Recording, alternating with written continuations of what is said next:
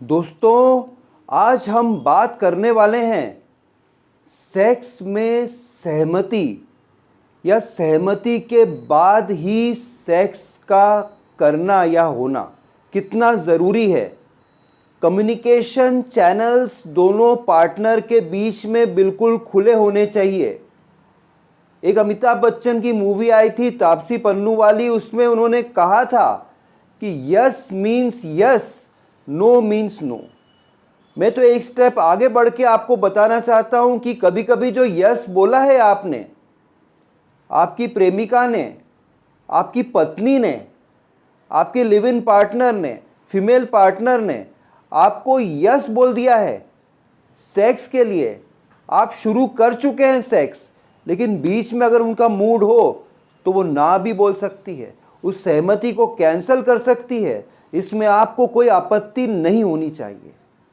ये बहुत ही संवेदनशील मामला है और आज हम इस बारे में बात करेंगे कि सेक्स के दौरान सहमति या सेक्स से पहले सहमति लेना कितना ज़रूरी है, क्योंकि हमारे देश में ये बिल्कुल इसको मान्यता दी नहीं जाती है, इस पर तवज्जो दी ही नहीं जाती है। इसलिए और भी ध्यान से सुनने की ज़रूरत है और इस विषय में आपको जानकारी चाहिए तो आपको एक ही चीज़ करना है, आपको मेरे साथ पूरे वीडियो में बने रहना है फ्रेंड्स। अभी तक अगर आपने मेरा चैनल सब्सक्राइब नहीं किया हो तो प्लीज़ सब्सक्राइब कर देना है। 2014 में आई मूवी आकाशवाणी, अगर आपने देखी हो, मुझे पता नहीं आपने देखी कि नहीं देखी। ये लव रंजन द्वारा डायरेक्टेड मूवी है। कार्तिक आर्यन और नुसरत भरूचा इस मूवी में मुख्य भूमिकाओं में थे।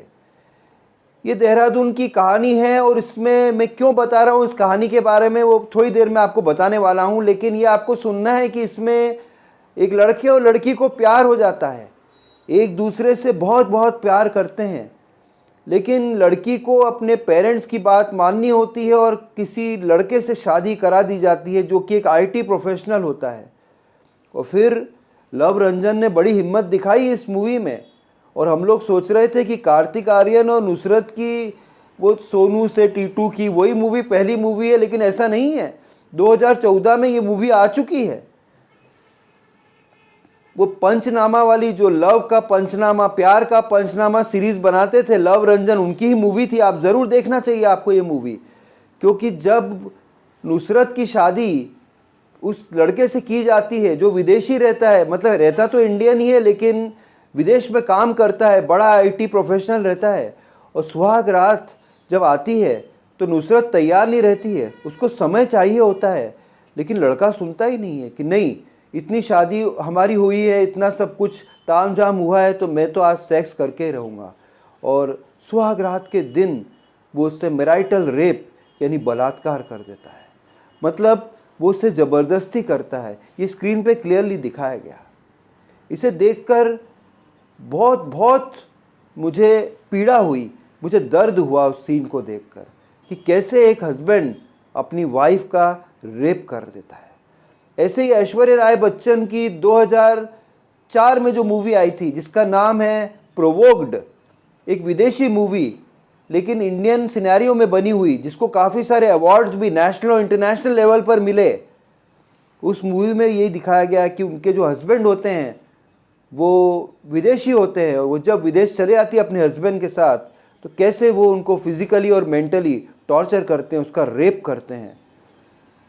तो अगर मैं आपसे कहूं कि आपका जो दोस्त है, आपके पड़ोस में रहने वाले जो शर्मा अंकल हैं या आपके खुद के अंकल हैं या जिन लोगों को भी आप देख रहे हैं, अगर आप शादीशुदा नहीं हैं, इन लोगों ने शादी के बाद अपनी पत्नी के साथ रेप किया, बलात्कार किया, तो क्या आप मानेंगे मेरी बात को? लेकिन ये हो रहा है, ये घर घर की कहानी है। कभी कभी लड़की तैयार नहीं होती है। सुहाग रात का मतलब ये नहीं है कि आपको लाइसेंस मिल गया है कि आप उस पर बलात्कार कर देंगे। वो औरत कभी भी आपके साथ खड़ी नहीं रहेगी जीवन में जिसका आपने बलात्कार कर दिया हो। उसके शरीर का तो आप बलात्कार करते ही हैं, उसके मान सम्मान का बलात्कार करते हैं। उसकी इच्छा है नहीं संबंध बनाने की।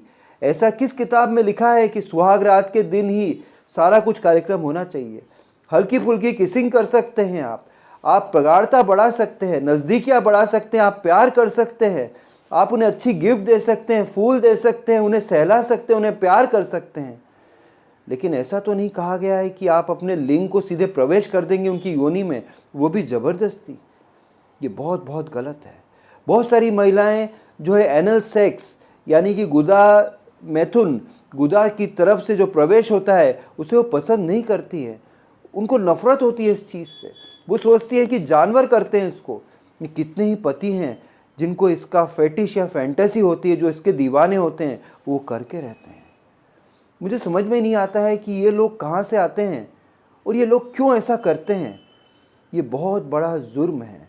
अगर आप अभी कुंवारे हैं, आपकी शादी होने वाली है, तो आपको ये ध्यान रखना है कि कभी भी उस लड़की के साथ आपको रेप या बलात्कार शादी के बाद नहीं करना है। वो लड़की मजबूर हो जाती है। समझो कि एक 5 स्टार होटल का रूम आपने बुक किया है आपके हनीमून के लिए, अपनी पत्नी के साथ आप गए हैं और आप उसका बलात्कार कर देते हैं वहाँ पर, मतलब उसका रेप कर देते हैं, तो फिर वो चिल्ला भी नहीं सकती है। किसको बोलेगी? उसके माँ बाप तो पीछे रह गए हैं। वो आपके भरोसे आई है। 84 करोड़ भगवानों के सामने आपने ये कसम खाई अपनी वाइफ को आप बिल्कुल प्रोटेक्शन देंगे। जो आपका निकाह हुआ है तब आपने इतने सारे लोगों के सामने, आपके खुदा के सामने आपने ये कसम खाई है कि जो आपकी पत्नी है उसके दुख और गम आपके ही होंगे, आपकी सारी खुशियाँ उनकी होंगी। आज से उसके बिजली का बिल आपका हो जाएगा। जब चर्च में आपकी शादी हुई थी और फादर ने कहा था कि नाउ यू कैन किस द ब्राइड, तभी आपने कसम खाई थी कि ये महिला जिससे मेरी शादी हो रही है, ये लड़की जिससे शादी हो रही है, अब ये मेरी हो गई है।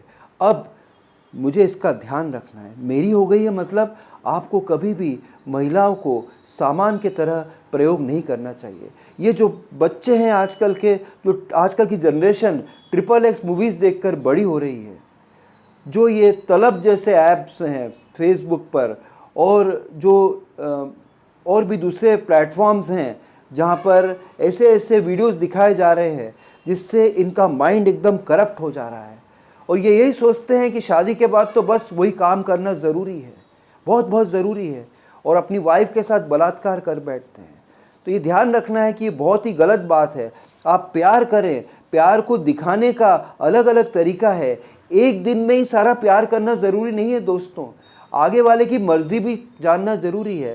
कंसेंट बहुत ज़रूरी है, सहमति बहुत ज़रूरी है। अगर सहमति आप नहीं दे रहे हैं तो आप बहुत बड़ा पाप कर रहे हैं, ये आप क्राइम कर रहे हैं। अगर वो लड़की बिदक गई और अगर वो जाके कोर्ट में या पुलिस में उसने कंप्लेन कर दी तो आपको जेल हो सकती है, पेपर में आपका नाम आ जाएगा। और क्या आप सोच रहे हैं, उस लड़की के साथ आपने ज़बरदस्ती की सुहाग रात पे, क्योंकि कमरे में वो आपके साथ है, वो चिल्ला नहीं सकती, वो बाहर नहीं जा सकती है। अब आपने उसे जकड़ लिया है और आपको करना ही करना है। आपकी कामुकता इतनी बढ़ गई है और आपके वो कमीने कुत्ते दोस्तों ने कह दिया है कि मैंने तो सुहाग रात पे ये किया था, तू भी करना। अरे उनकी ज़िंदगी झंड हो जाएगी तो क्या आप अपनी ज़िंदगी झंड कर दोगे क्या? वो कुत्ते कमीने दोस्तों के बारे में आपको नहीं सुनना चाहिए। अगर सुनना है तो अपनी माँ की सुनो, अपनी बाप की सुनो, अपने दोस्तों की मत सुनो। वो आपको गुमराह कर देंगे। पीयर प्रेशर होता है, दोस्तों का प्रेशर होता है कि दोस्तों ने ऐसा किया मैं भी ऐसा करूँगा, ज़माना ऐसा कर रहा है तो मैं भी करूँगा। बिल्कुल गलत है। तो जो लोग शादीशुदा है और जिन्होंने ये बलात्कार किया है और करते आ रहे हैं, जो पत्नी को पसंद नहीं है, जैसे पत्नी को मुंह में लेना पसंद नहीं है पर मुंह में ज़बरदस्ती आप डाल देते हैं, पत्नी को गुदा की तरफ से सेक्स करना पसंद नहीं है पर ज़बरदस्ती आप कर रहे हैं, बिल्कुल नहीं करना चाहिए। आज से ही रुक जाइए।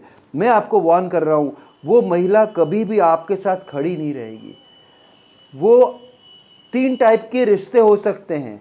एक वो रिश्ता है जबकि आप महिला के लिए बोझ बन जाते हैं, जब आप सहमति नहीं लेते हैं, कंसेंट नहीं लेते हैं।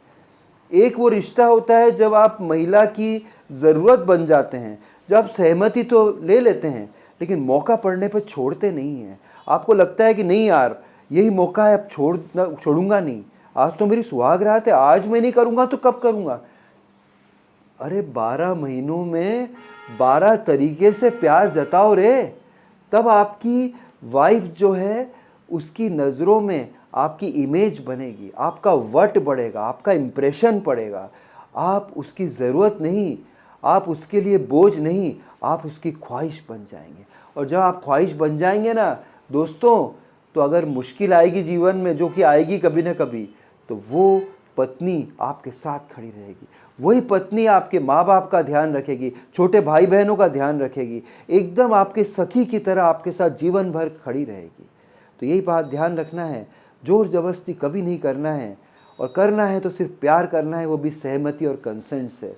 आज इस संवेदनशील विषय पर मैंने आपसे बात की। कैसा लगा वीडियो? अगर अच्छा लगा तो आप ज़रूर कमेंट करिएगा, आपके विचारों को खुले रूप से आप मुझे बताइएगा, जिससे इस कॉन्सेप्ट को और भी समझने में मुझे आसानी होगी।